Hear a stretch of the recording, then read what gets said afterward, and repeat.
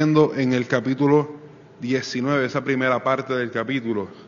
Leemos bajo la bendición del Padre, del Hijo y del Espíritu Santo. Amén.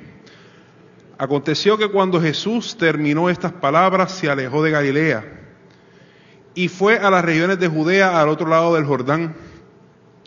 Y le siguieron grandes multitudes y los sanó allí. Entonces vinieron a él los fariseos tentándole y diciéndole: ¿es lícito al hombre repudiar a su mujer por cualquier causa? Él respondiendo les dijo: ¿no habéis leído que el que los hizo al principio, varón y hembra los hizo? Y dijo: por esto el hombre dejará, por esto el hombre dejará a su padre y madre y se unirá a su mujer, y los dos serán una sola carne. Así que no son ya más dos, sino una sola carne.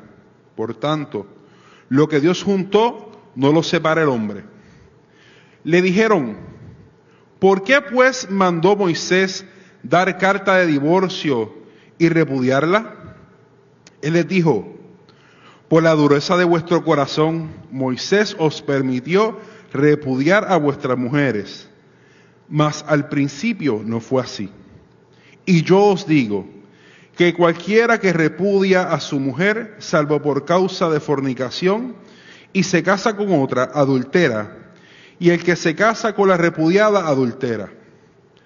Le dijeron sus discípulos: si así es la condición del hombre con su mujer, no conviene casarse. Entonces él les dijo: no todos son capaces de recibir esto, sino aquellos a quienes es dado. Pues hay eunucos que nacieron así del vientre de su madre, y hay eunucos que son hechos eunucos por los hombres, y hay eunucos que asimismo se hicieron eunucos por causa del reino de los cielos. El que sea capaz de recibir esto, que lo reciba. El Señor añada bendición a su palabra. Amantísimo Dios, Padre Celestial, venimos delante de ti, Señor, en esta noche, Padre, con toda la reverencia a tu palabra, Señor, a tu persona, Señor, y con todo amor a la iglesia del Señor, amado Dios. Señor, nos ponemos delante de ti, Señor, vamos a estar compartiendo este estudio y te pedimos que sea tu Espíritu Santo ministrando a la necesidad de tu casa, Padre amado, y de aquellos que están viéndonos a través de las vías del internet, Padre Santo. Todo esto te lo pedimos en el nombre de Jesús. Amén y amén. Puede sentarse, amado. Gloria al nombre del Señor. El título del estudio en esta noche es La sutileza de la normalización del divorcio. Estamos trabajando este nuevo leccionario, ese nuevo expositor, gloria al nombre del Señor. Esta es la lección número 4. Esta lección es una continuación de la lección que estuvo dando nuestra hermana Sheila el domingo, que aprovecho para honrarla porque verdaderamente dio una clase excelente. Gloria al nombre del Señor. Tuve la oportunidad de seguirla en el internet nuevamente y le invito que si no pudo estar el domingo en la mañana y no pudo escuchar el estudio, que vaya al internet, puede ir a YouTube, a la página de la iglesia, o puede ir a Facebook y puede volver a retomar la clase y va a ser de grande bendición y tiene una continuidad con lo que nosotros vamos a estar tocando en este día. Y como dice el título, nos habla de la sutileza. Este libro todo está hablando acerca de las distintas sutilezas que tiene el enemigo y son formas de atacar al ser humano en general, ¿verdad? Porque el enemigo odia al mundo. Mientras Jesús amó al mundo, el enemigo lo odia, gloria al nombre del Señor, y odia a su iglesia. Así que va a tratar de trabajar artimañas que hagan que su iglesia pierda su norte, pierda su mirada en Cristo y siga cosas que no son las que Él ha establecido. Gloria al nombre del Señor. ¿Pueden ver bien ahí la pantalla? ¿Sí? Ok. Amén. El objetivo de nuestra clase, a través de la lección, el estudiante analiza la sutileza mediante se normaliza el divorcio en contraste con la enseñanza bíblica. Vamos a seguir el siguiente bosquejo, introducción. Primero, el divorcio en el contexto bíblico. Vamos a ver qué nos dice la palabra del Señor acerca de este tema.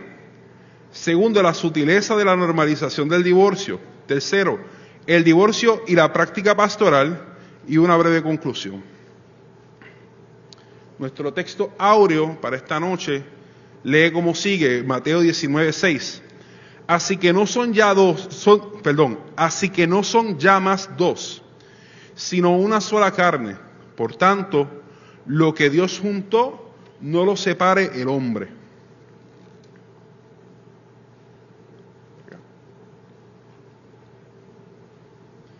La verdad práctica nos dice, el estándar bíblico para el matrimonio es que sea heterosexual, monógamo e indisoluble. Amén. Y como puede ver, los que estuvieron el domingo, guarda una relación directa con el tema de la clase pasada que dio nuestra hermana Sheila. Introducción. Número 1, divorcio. ¿Qué entendemos por divorcio según lo que vamos a estar trabajando en esta noche? Se entiende como el acto de terminar completamente el matrimonio, lo que anula todos sus efectos legales.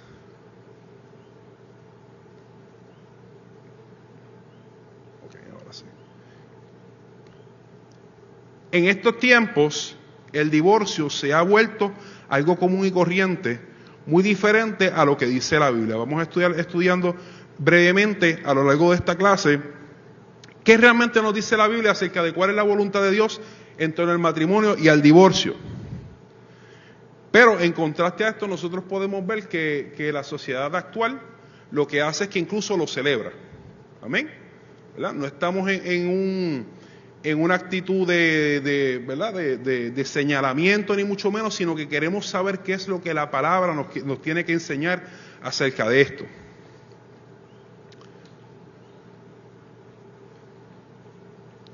Pregunta, ¿qué enseña la Biblia sobre el divorcio? Esa es la pregunta que vamos a contestarnos ahora. Y antes de entrar a esta primera parte, que es el divorcio en el contexto bíblico, yo quiero recordarle lo siguiente. Cuando nosotros nos acercamos a la teología bíblica, a la teología que sale de la palabra del Señor directamente, hay 3 niveles por el que nosotros tenemos que pasar. Número 1, ¿qué ese pasaje bíblico me dice acerca de la persona de Dios? ¿Qué me dice qué me revela del pensamiento de Dios? Ese es el primer nivel a través del cual esos espejuelos por los cuales yo voy a mirar ese texto bíblico. El segundo nivel es cambio de espejuelo, me pongo el otro lente, ¿verdad? Como cuando vamos a la cita del optómetra y me cambian el lente. Yo voy a mirar qué le dice a su pueblo. En el contexto del Antiguo Testamento, al pueblo de Israel, en el contexto del Nuevo Testamento, a su iglesia. Y finalmente, en ese tercer nivel, yo voy a ver qué realmente me quiere decir a mí como iglesia y como persona en el día de hoy. Amén. ¿Me sigue? Amén. Vamos entonces. El divorcio en el contexto del Antiguo Testamento. Génesis 2, 22 al 24 nos dice: y de la costilla que Jehová Dios tomó del hombre, hizo una mujer y la trajo al hombre. Dijo entonces Adán: esto es ahora hueso de mis huesos y carne de mi carne. Esta será llamada varona, porque del varón fue tomada. Y pueden observar en el texto la relación, fíjense que en español, en nuestra versión Reina Valera, utilizamos varón y varona, pero eso tiene una razón de ser, porque en el hebreo, mire la similitud entre la palabra que se utiliza para el hombre y la similitud con la palabra que se utiliza para la mujer. Por eso es que cuando los traductores, ¿verdad?, tratan de acomodarlo a cómo lo vamos a poner en español, utilizan esa palabra. Si alguien tenía la duda, como yo la tuve en su momento, pues ya lo sabe.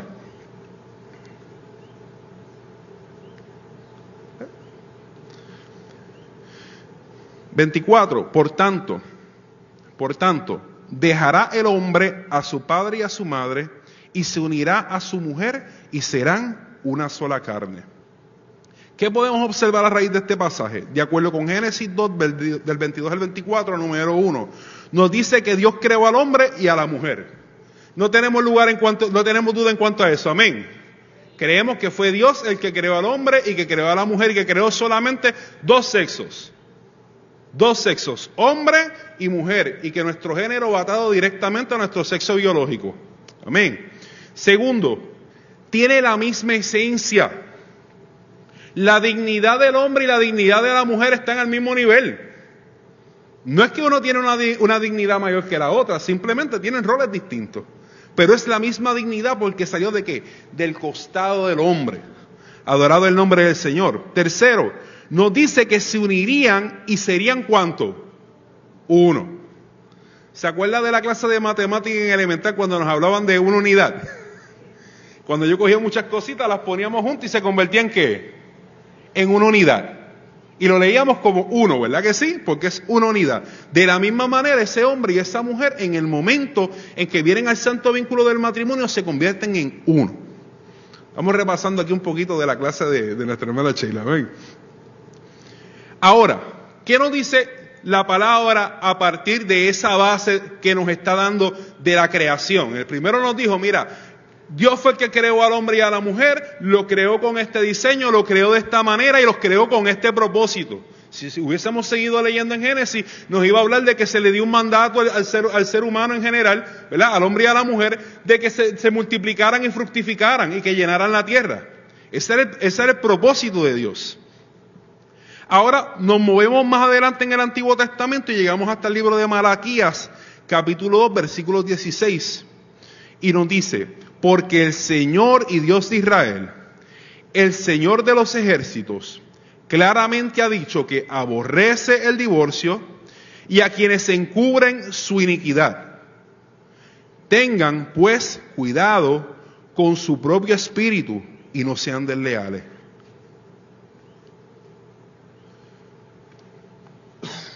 Disculpe.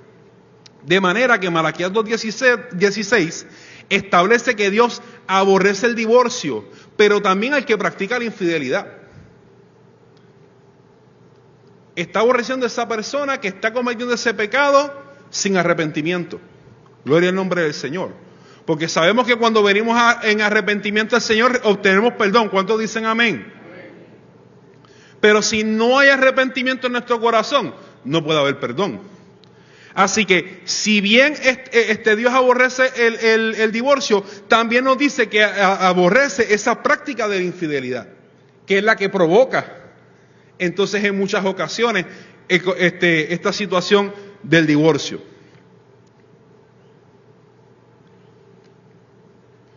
Nos movemos, damos un paso hacia atrás, hacia Deuteronomio, capítulo 24, del 1 al 2, que nos dice: cuando alguno tomare mujer y se casare con ella, si no le agradare por haber hallado en ella alguna cosa indecente, se escribirá carta de divorcio y se la entregará en su mano y la despedirá de su casa. Voy por partes, deme un segundito. Amén. Aquí está, estamos bien. Cosa indecente en el hebreo edar dadar significa literalmente desnudez o cosa vergonzosa. O sea, viro atrás hacia el texto. Me está diciendo que si un hombre tomare por mujer, ¿verdad? Y se casa toma una mujer y se casa con ella, y no le agradare, mire que el agradare no tiene que ver con que me gustó, como que no me gustó en el contexto físico, por ejemplo. No quiere decir que si quemó las habichuelas, no es que si no me cocina lo que yo quiero, no es que si no limpia correctamente la casa, nada de eso dice ahí. Me está hablando entonces de haber hallado en ella una cosa indecente. En particular, ¿cuándo se daba mucho este caso? Este caso se daba mucho cuando una joven llegaba al lecho matrimonial y se encontraba de que no era una mujer virgen. Se había cantado como virgen y al llegar al lecho matrimonial se encontraba que no. Y eso si seguimos caminando por el Antiguo Testamento y seguimos caminando por la Torá, por la ley, vamos a ver que hay un montón de detalles y asuntos que están relacionados con este tema. Este es uno de los ejemplos de lo que podría estarse refiriendo Deuteronomio capítulo 24, versículo 1, en torno a qué es esa indecencia.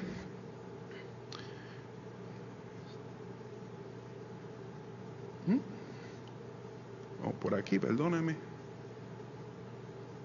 Entonces en el versículo 2 nos dice, y salida de su casa podrá ir y casarse con otro hombre. Así que si bien por un lado ese inciso de la ley está permitiendo que se le dé esa carta de divorcio a esa mujer, porque a ese hombre no le agradó, y ya dijimos que la palabra que en el contexto en que se da es el de alguna indecencia que no nos especifica, pero le di un posible caso que sí se encuentra en las escrituras, que es el de esta joven que llega al matrimonio diciendo que es virgen y realmente le estaba mintiendo a su esposo.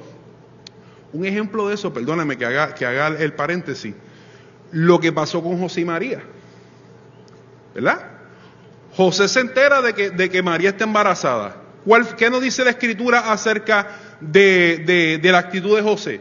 Espérate, creo que la voy a dejar en secreto. La voy a dejar en secreto y ¿verdad? Para no, ¿verdad? Porque es que la pueden matar incluso. O sea, déjame dejarla en secreto. Y eso fue el pensamiento de José. O sea, ya ellos estaban desposados legalmente, ellos estaban casados. Recuerden que en el contexto en el contexto bíblico y en el contexto de muchas culturas aún hoy, los matrimonios son arreglados por los padres. Y una vez ese contrato está firmado, ese contrato es como si estuvieran casados. El paso que había faltado en la relación entre José y María había sido la consumación del matrimonio en el hecho matrimonial. Amén. Así que por eso José lo ve de esa manera hasta que entonces recibe la revelación de que ese bebé venía del Espíritu Santo. Gloria al nombre del Señor. Es un ejemplo que les puedo dar de ese contexto. Mirando atrás a Deuteronomio, nótese que esa carta de divorcio y el contexto en que se da en la ley, en la Torá, lo que hace es que le brinda protección a la mujer. Porque dice que, estaba diciendo, déjeme leerlo desde acá, perdóname.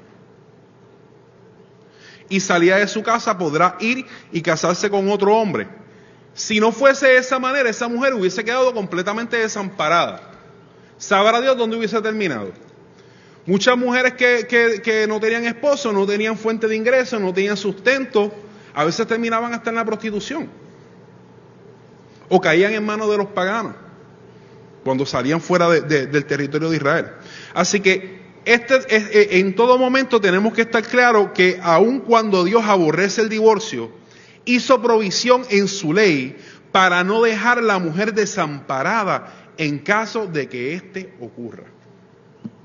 Gloria al nombre del Señor. Vamos entonces a movernos al Nuevo Testamento. Y vamos a entrar en el capítulo 19, que es el capítulo que estuvimos leyendo al principio de la clase.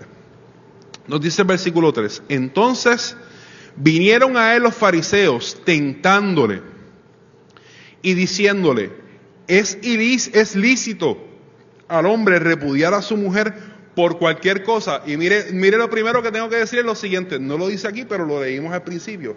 Y era que Jesús venía de la región de Galilea y se movió, ¿verdad? De región. Y una de las cosas que encontré mientras estaba haciendo el estudio era que a la región a la que se estaba moviendo Jesús era básicamente la región donde había estado en el pasado, Sodoma y Gomorra. Y yo creo que eso es significativo. Quiere decir que en esa zona parece que el asunto de la moral de índole sexual no se había permeado a lo largo del tiempo y seguían habiendo cosas que no son las correctas delante del Señor. Pero note que en este versículo 3, una de las cosas que nos dice es que esos fariseos le hablaron al Señor tentándole.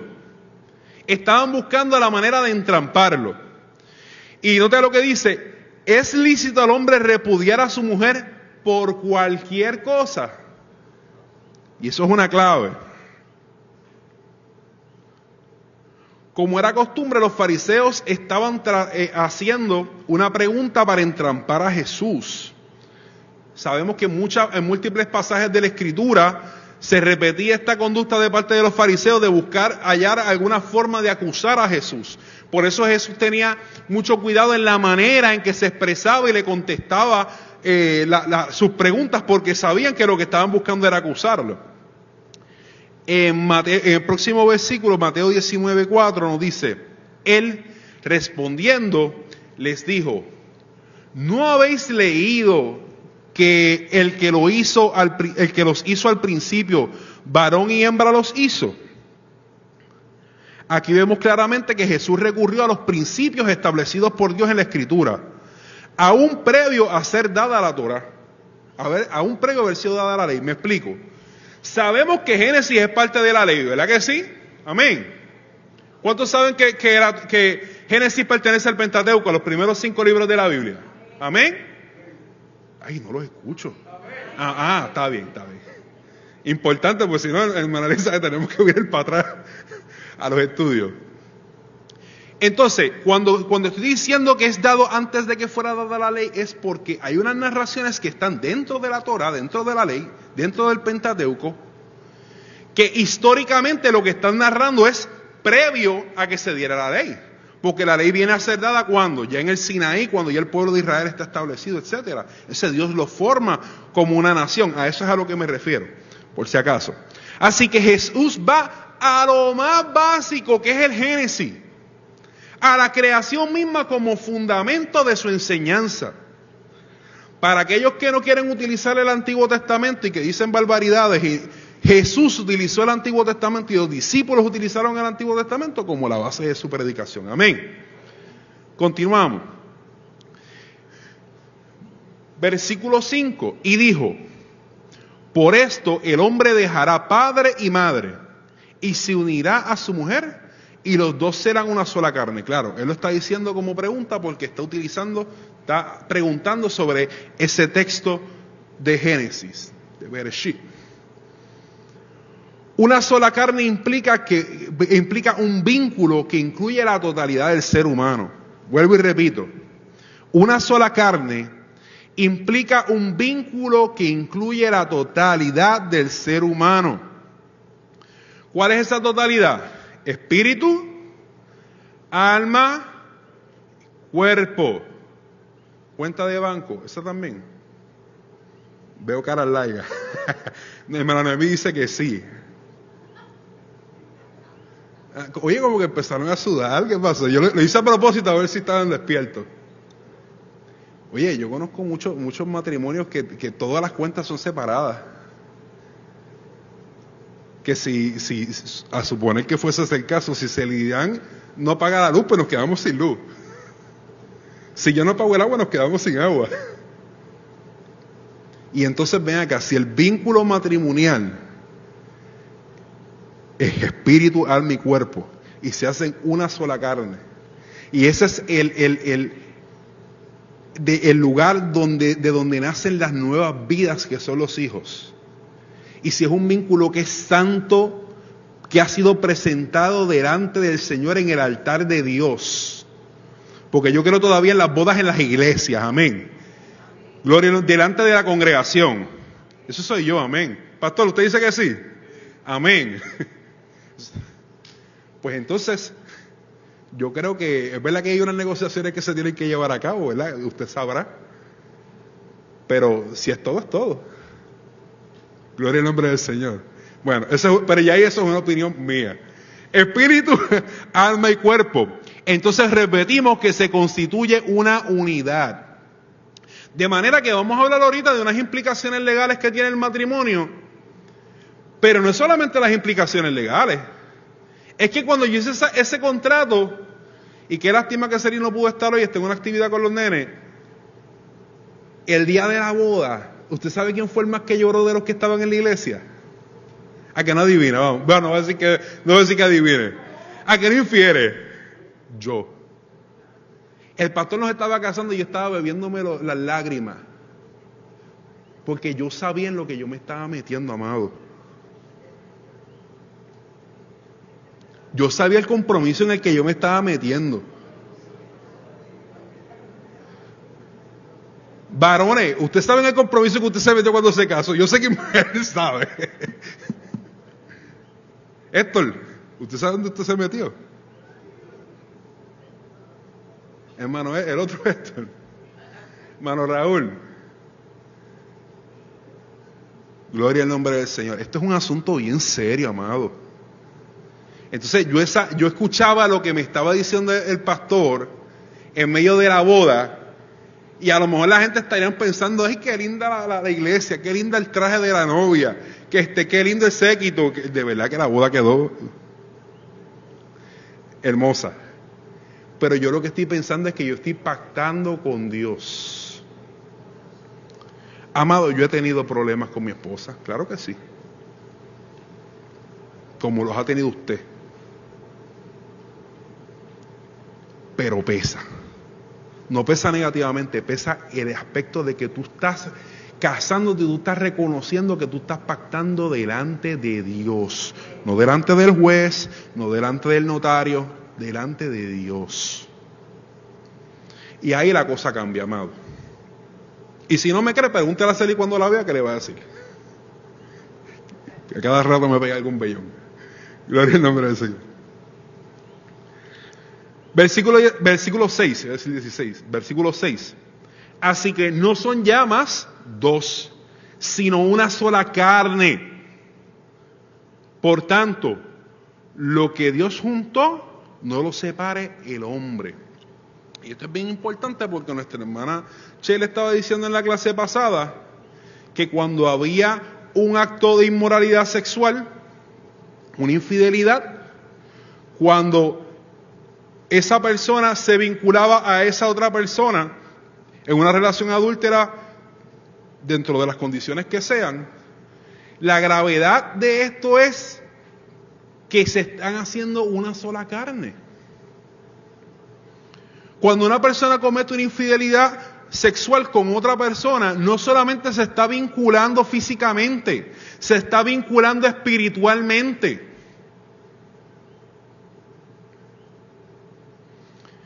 Yo he escuchado personas decir, y escuché una persona decir en estos días, que hasta demonios pasan.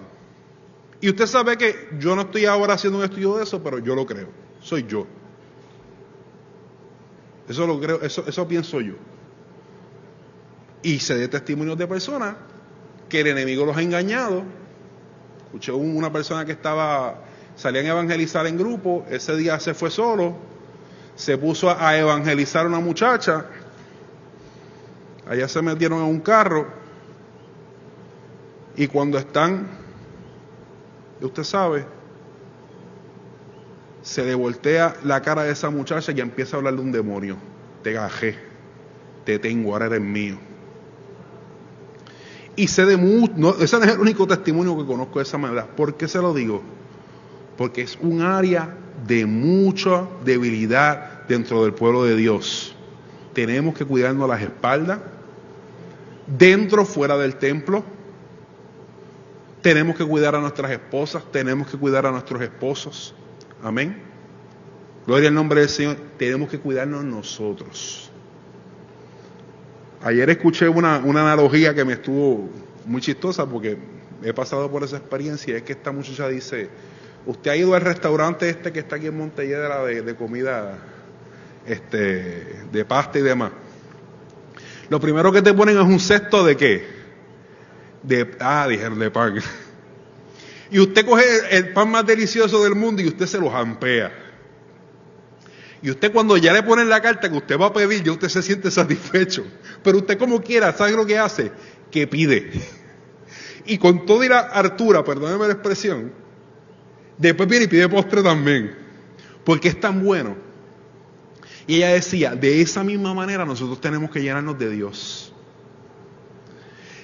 Cuando usted prueba de Dios, si usted verdaderamente es lleno de Dios, usted, como quiera, aunque esté lleno, quiere más. Y cuando y fíjese que la tipología que se utiliza para el Espíritu Santo cuando bautiza el Espíritu Santo llena, es overflow, se derrama como una copa cuando se llena de agua y sale. Pero usted quiere todavía más. Llenémonos de Dios para que no haya espacio que lo ocupe ninguna otra cosa. Amén. Gloria al nombre del Señor. Esto no se resuelve con técnicas de estas que dan los sexólogos y esas cosas. Esto se resuelve con llenura de Dios. Y de meter a Dios en el matrimonio, y de meter a Dios en nuestra casa. Y en cada área, hasta los rincones más privados. Gloria al nombre del Señor. Dice que el griego indica Literalmente, Dios los enyugó juntos, hombre de no esté separando. Si yo cojo el texto griego, literalmente dice, Dios los enyugó juntos. No solamente que los juntó, los enyugó. Usted sabe lo que es un yugo, ¿verdad que sí? Lo que se le pone a los bueyes para arar el terreno. De esa misma manera los enyugó. Pero mire lo que dice Jesús en otro pasaje: tomad mi yugo. O sea que esa imagen se repite. O sea, Dios los está enyugando, los está uniendo, pero Dios está presente y se mantiene en ese asunto. Dice, hombre no esté separando, que el hombre no los separe. ¿Debe poder el hombre tener más poder que Dios? Gloria al nombre del Señor. Mateo 19:7. Le dijeron, ¿por qué pues mandó Moisés dar carta de divorcio y repudiarla? Él les dijo, por la dureza de vuestro corazón Moisés os permitió repudiar a vuestras mujeres, mas al principio no fue así. Hago un alto, una nota respecto a esto, porque lo mismo pasa cuando se habla, en unos momentos habla Pablo en el Nuevo Testamento y hace cosas vía concesión. Y a veces se interpreta que eso lo dijo Pablo vía concesión, o eso Moisés lo permitió y quiere decir que Dios no estaba en el asunto. Si creemos que la palabra de Dios es revelada y es inspirada por Dios, Dios estaba en el asunto. Amén. Quiero hacer esta acotación, ¿verdad? Porque en ocasiones, pues la gente utiliza esto como pretexto para decir otras cosas, como que, pues si fue que Pablo dijo esto, o Moisés dijo esto en cierto lugar en particular, y el escritor, pues no hay que hacerle caso porque eso eran ellos. No. Sabemos que la palabra lo establece de esa manera, y que Pablo, y que en este caso Moisés, había estado hablando por la guianza de Dios. Entonces, Jesús rechaza que se dé carta de divorcio. Mire lo que dice, por cualquier cosa. Como le dije anteriormente, y hay escritos entre los rabinos en cuanto a eso, unos más conservadores, unos más liberales, donde ese pasaje de Deuteronomio que leímos ahorita, de que se encontrara algo indecente, ellos lo manipulaban a su manera, a su antojo, y si querían salir de esa mujer, venían y recurrían a eso para dejarla desprotegida, para botarla, para salir de ella. Literalmente. Hoy en día, todavía entre los judíos más ortodoxos, entre los hasídicos, usted va a ver que ellos tienen normas, por ejemplo, que la mujer cuando se case, pues acuérdense que esta gente son herederos de los fariseos, de alguna manera. Se les pide, por ejemplo, que la mujer cuando se casa se tiene que rapar la cabeza. Y usted va a ver que usan peluca, muchas de ellas usan peluca y encima se tienen que cubrir con un velo, y etcétera, y una serie de cosas, y si en la más mínima cosa ellas no cumplen, automáticamente ellos quieren aplicar el texto bíblico a su favor. Y esa misma actitud que tienen estos judíos de hoy en día, es la misma actitud que tenían estos fariseos en este tiempo. Él le dijo, por la dureza de vuestro corazón Moisés os permitió repudiar a vuestras mujeres, mas al principio no fue así. Y ese al principio no fue así es bien importante, amado. Hay unos momentos en la Escritura donde hay cosas que, siendo parte de la ley, quizás a nosotros como iglesia no nos aplican de manera directa como mandato de ley. Pero también hay cosas en la Escritura, en el Antiguo Testamento, que son principios divinos, que son inviolables, que no pertenecen directamente a la ley dada específicamente a Israel, que a nosotros sí nos aplican. Como por ejemplo, este caso que estamos viendo aquí, con el matrimonio. Como ya pudimos observar, hubo situaciones en las cuales la Torá, la ley, daba una concesión para el divorcio. Sin embargo, Jesús aclaró que en el principio establecido es el origen, en el origen no era ese. Gloria al nombre del Señor. Amén. ¿Me sigue, amado? Versículo 9. Y yo digo que cualquiera que repudia a su mujer, salvo por causa de fornicación, y se casa con otra, adultera. Y el que se casa con la repudiada, adultera también. Y yo pregunto, en esta noche, ¿qué significa la palabra fornicación? ¿Cuál es el entendimiento que nosotros tenemos hoy en día en torno a la fornicación? ¿Por aquí? Sexo fuera del matrimonio. Esa es la convención, ¿verdad? La manera en que nosotros lo entendemos hoy en día de manera ordinaria. Amén. Y tiene razón. Ahora bien, el asunto que tenemos es que aunque la traducción fornicación al español está correcta, en el texto griego tiene una mayor amplitud. La palabra original es porneia y puede abarcar prostitución, puede abarcar adulterio, incesto, incluso de manera figurada puede hablar también de la idolatría, ¿verdad? Cuando se habla de la fornicación de Israel, está hablando de la idolatría dentro del pueblo de Israel. Esa es la amplitud. Es por eso que muchas de las Biblias utilizan otra terminología. El texto griego en la Biblia interlineal, si usted va a los Logos, que puede ver la Biblia interlineal en línea, va a ver que utiliza la palabra impureza sexual. Un pecado de impureza sexual.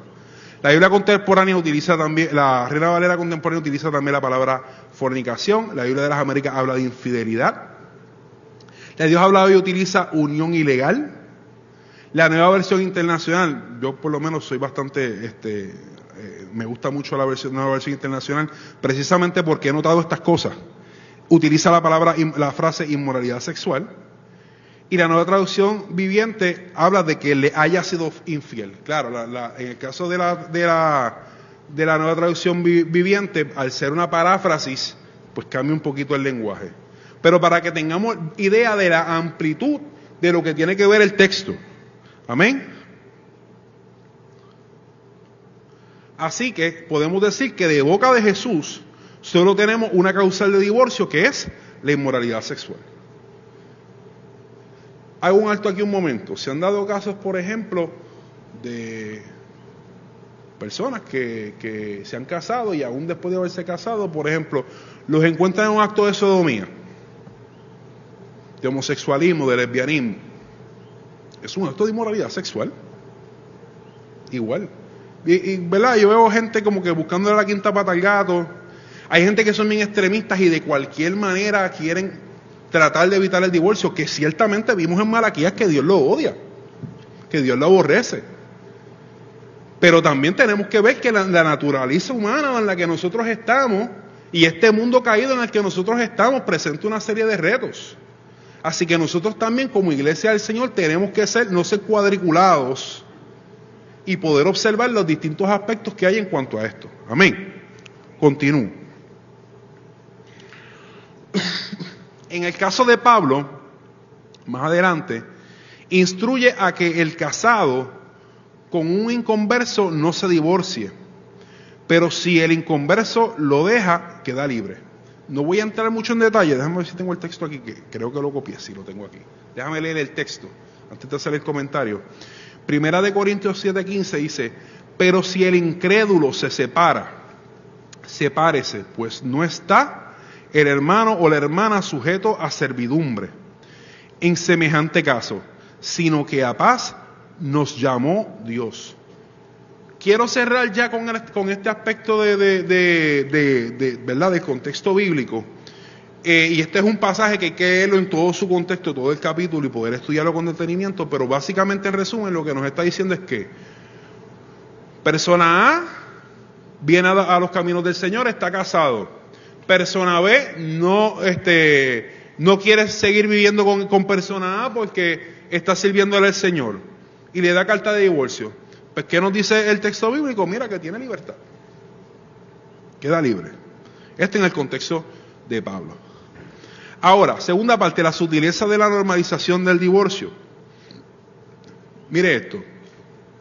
En Puerto Rico las personas pueden disolver su matrimonio mediante dos tipos de divorcio: consentimiento mutuo o ruptura irreparable de los nexos de convivencia matrimonial. ¿Verdad? Estamos hablando del aspecto legal.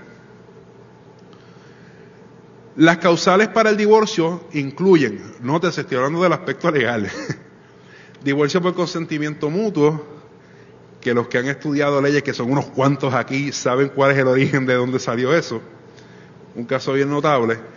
Divorcio por ruptura irreparable, divorcio por adulterio, que es de lo que estuvimos hablando ahora poco, divorcio por trato cruel, divorcio por separación y divorcio por abandono. ¿Qué es importante de este asunto? Que independientemente del tipo de divorcio, en el proceso se resuelven los siguientes asuntos. Mire, custodia de los hijos menores de edad, patria potestad de los hijos, pensión alimentaria de los hijos, hogar seguro, medidas provisionales necesarias. Así que el que piense que las decisiones que toma dentro en el aspecto del matrimonio o en la separación de y piensa que no perjudica a nadie, se equivocó. El que piensa, y escúchame bien, el que me esté escuchando por internet que quizás esté en esta situación, el que piensa que por salir de un matrimonio se le va a resolver la vida, se equivocó. La vida se complica aún más. A lo mejor usted está mirando para el otro lado y piensa que el pasto está más verde en el otro lado. Y usted no sabe por qué ese pasto está más verde. No sabe qué está pasando que ese pasto está más verde. Puede ser por cosas positivas, pero puede ser por cosas negativas. Así que es bien importante que nosotros recordemos esto. Y es importante que en la situación donde alguien, estando en los caminos del Señor ya, ha pasado por esta situación, tiene que asumir responsabilidad. Y lo voy a decir más duro. El hermano o la hermana, dependiendo de la situación en la que esté, porque ya hoy en día eso ha ido cambiando, ¿verdad? Si usted tiene una responsabilidad a raíz de un divorcio, tiene que cumplir con ella. Sería muy triste que un hermano de la iglesia tenga que venir su ex esposo o su ex esposo a darle la queja al pastor de que usted no está pasando la pensión o que usted no está cumpliendo con A, con B, con C. Y no piense en estar en ministerio ni en estar haciendo cosas en la iglesia si usted está en incumplimiento con sus hijos o con su familia. Amén. Perdóneme esa. El silencio es ensordecedor. Perdóneme. Entonces, el divorcio en su aspecto legal, como dijimos, tiene implicaciones legales, tiene efectos sobre los hijos, tiene efectos sobre la familia extendida, porque la familia extendida sufre, aquellos que fueron sus suegros, aquellos que fueron sus cuñados, cuñadas, sufren. Efectos sobre las finanzas. Y como dije, el divorcio no quita responsabilidades. Quita una, pero añade otras. Amén. ¿Cuánto se está gozando, amado?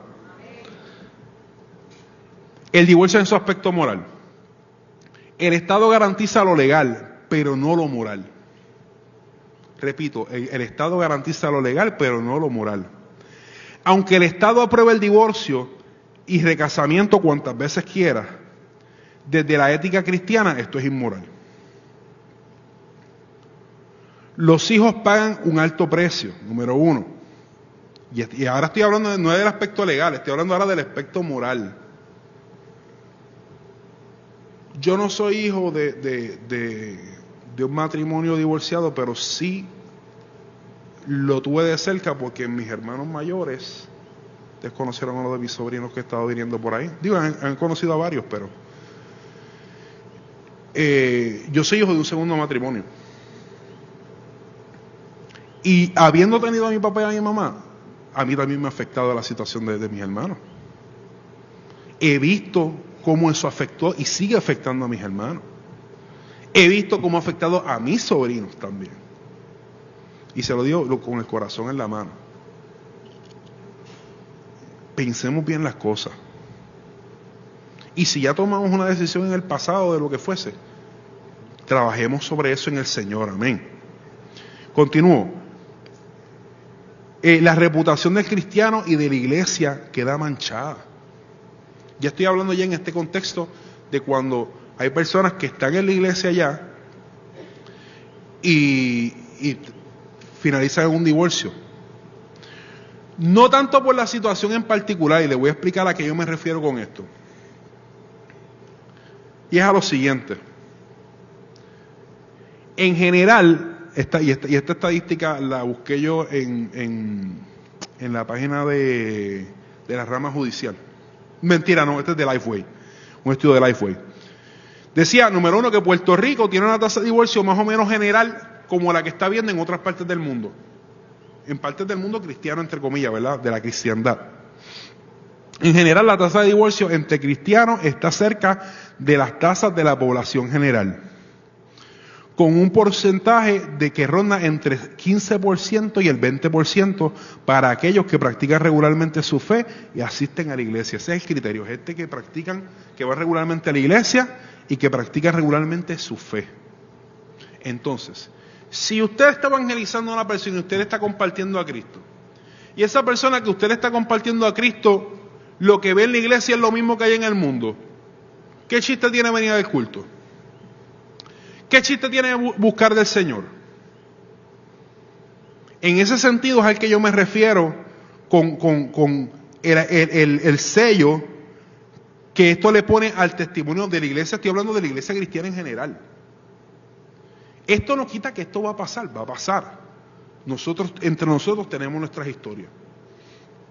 Pero es importante que nosotros pensemos en esto, porque no solo nos afecta a nosotros, como lo dije, sino que moralmente afecta la imagen del Evangelio, afecta la imagen de Cristo.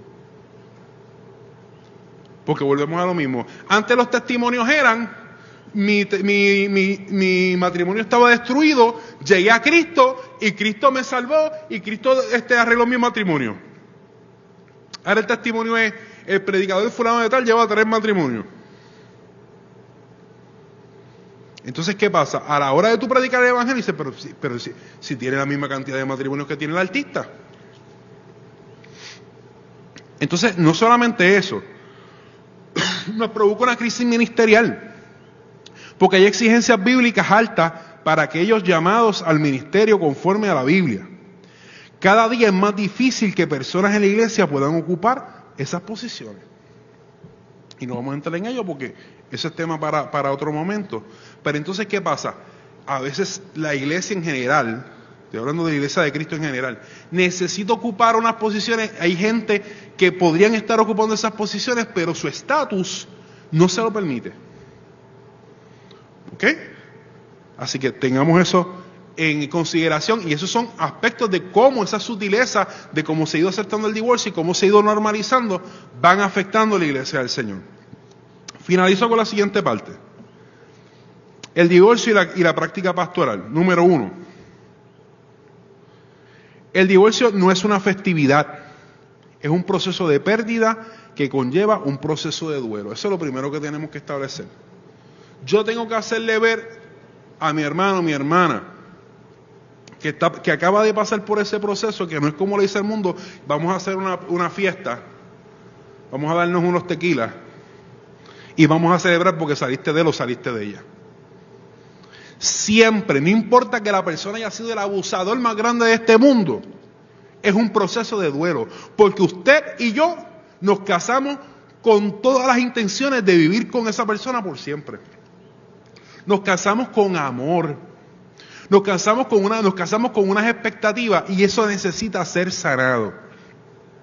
Entonces, cuando yo adopto la posición del mundo y me tocó pasar por esa situación, si yo no lo proceso en el Señor y yo no proceso mi duelo y yo no lo adopto como lo que es, y si usted ha estudiado lo que es el duelo, usted ve que hay un proceso, ¿verdad que sí?, de negación, de aceptación, etcétera.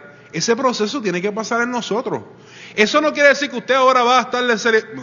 Si la persona era una persona que estaba abusando de usted, por ejemplo, era un maltratante y usted tuvo que salir de él o de ella, pues lo tuvo que hacer porque la realidad es que su vida es primero.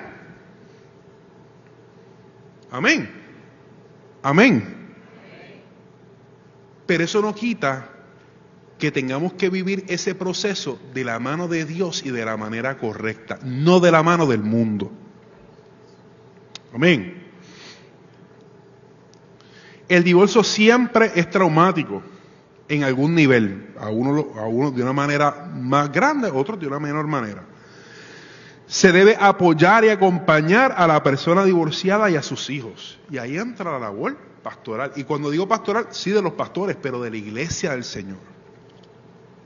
La iglesia está para que no importa que sea un creyente que pasó por el momento traumático de un divorcio, o sea una persona que venga del mundo, que la iglesia esté aquí para acoger y para caminar pastoralmente con ellos. Amén. Desde el punto de vista pastoral, cada caso debe ser examinado de manera individual. ¿Por qué? Porque como le dije ahorita, por ejemplo, hay situaciones que tienen que ver con ciertos ministerios de la iglesia. Hay situaciones que tienen que ver con las relaciones dentro de la casa del Señor. Hay situaciones donde a lo mejor una persona, miembro o miembra, sí, está mal dicho, pero bueno, perdóneme esa desliz. Y dice, no era pastor, yo me quiero casar. Espérate. Hay un proceso de consejería que se tiene que llevar a cabo. Hay un proceso de entrevista que se tiene que llevar a cabo. Porque como dije, cada caso es individual y hay que examinarlo para saber qué consejo pastoral se le va a dar, qué asesoramiento se le va a dar y qué decisiones se pueden tomar o no dentro del cuerpo de Cristo. Amén.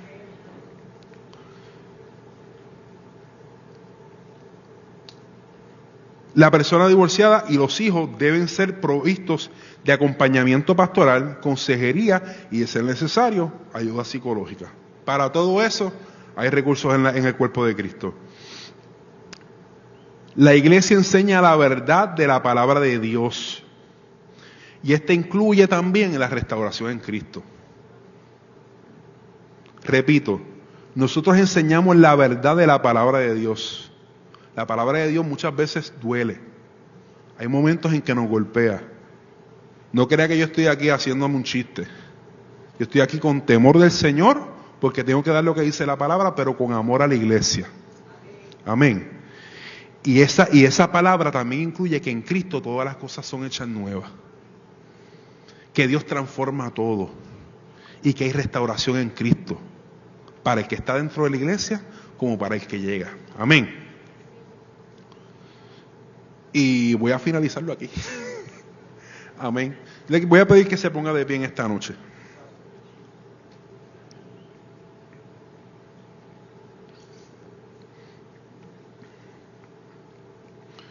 Mi oración delante del Señor a lo largo de este día y en el tiempo que pude orar, que fue un tiempo hermoso, ese ratito que pudimos estar en el altar, era lo siguiente: que la gracia del Señor se derramara en esta noche. Para aquellos que estamos aquí, para aquellos que nos escuchen en vivo, para aquellos que nos escuchen grabado. Somos seres humanos. Tenemos debilidades. Hay gente que dice que no, que ellos ahora son cristianos y ellos no pecan. Pecamos. Fallamos y le fallamos a Dios. Pero también hay otras situaciones que independientemente que no sean el pecado de nosotros, nos llevan a tomar ciertas decisiones en unos momentos dados, muchas veces para incluso salvar nuestra vida. No estamos aquí para pensar cuadriculadamente, estamos aquí para conocer la mente de Dios, qué Dios nos tiene que decir, cuál es la voluntad de Dios. Y dentro de eso está la restauración y la sanidad.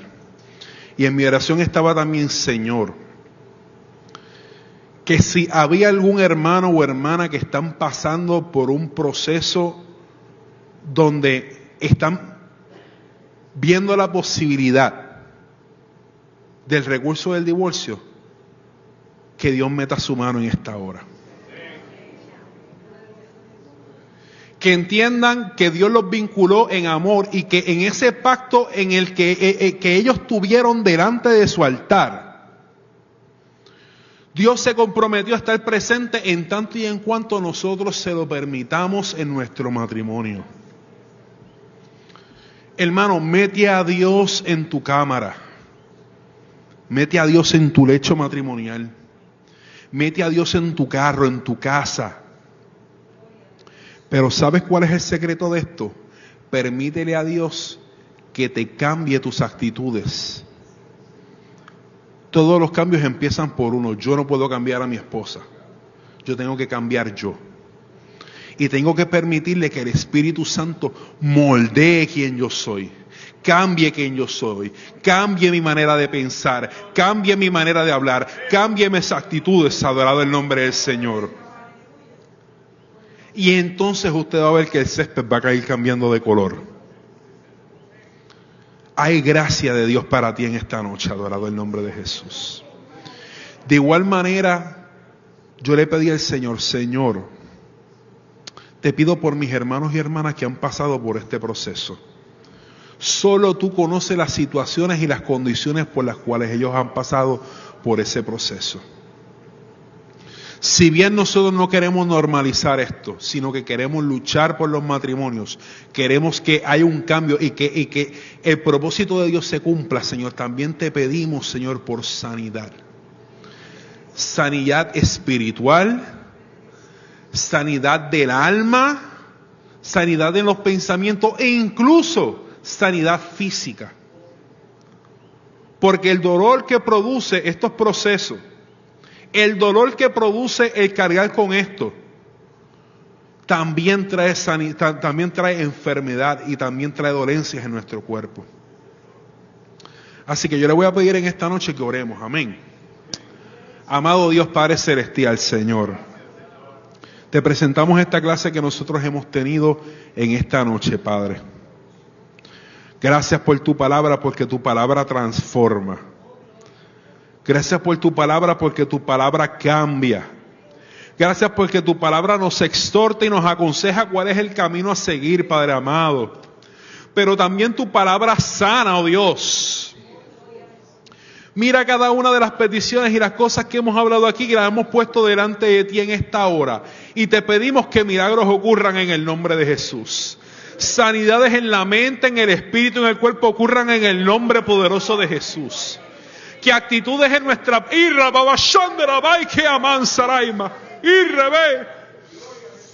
que actitudes en nuestros corazones sean transformados, Señor. Me presento delante de ti, Señor, y nos presentamos todos como iglesia delante de ti, Señor. Obra en nuestro corazón, obra en nuestra mente, obra en nuestras actitudes, obra en nuestra vida, Señor. Métete en el lugar secreto de nuestra vida. Métete en ese lugar secreto de nuestra vida, Padre Santo, y sé tú cambiando.